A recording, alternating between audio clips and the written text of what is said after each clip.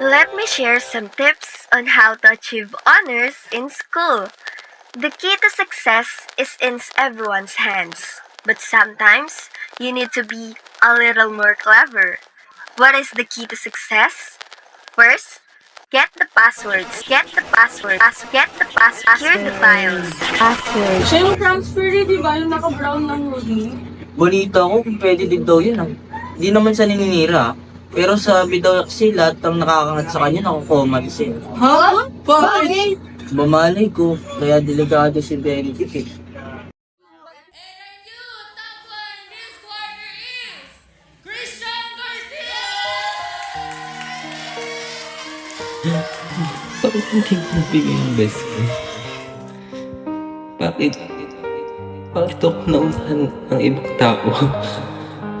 Hindi ito pwede. Hindi ito pwede. Hindi. Hindi.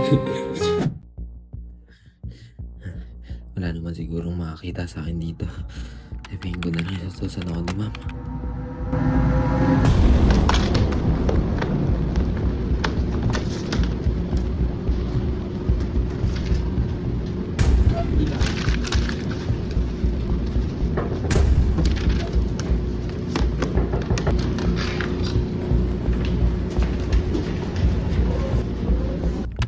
Tatanga-tanga naman tong.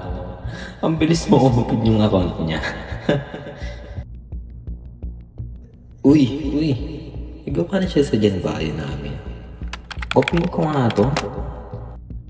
Palitan natin ang pangalan and done. Ayan.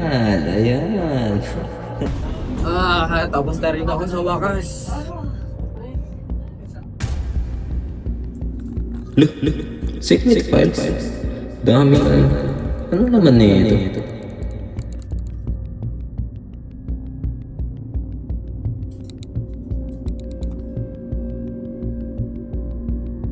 Ay, masarap siya. Save ko rin to mamaya. Pati password ng Facebook, Instagram, kung ano pa nandito rin pala.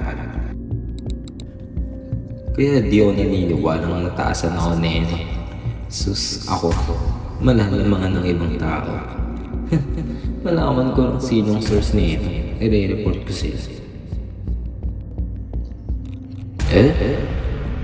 Ano yan? Ba't may ganyan na pictures sa account niya? Sino ng mga to? Nakakadiri. Guys! May nakita ko password kanina, bilis! Hack natin! Stealing information isn't ethical, tsaka baka pagalitan tayo. Ano ba kayo? Hayaan mo na, wala pa tayong gawa sa end. Kung ka na magpanggap, buksan mo na yan. Okay, may kay Benedict tsaka kay Christian. Lagyan na kay Christian kasi di ba top 1 siya? Oo, tama, madali na yun. Ito na na-open ko. Legit. Bakit yun? Bakit may access siya sa amin? Sa mga keto collection? Kaya naman pala tapon eh. Kasi may source. Ang daya, pre!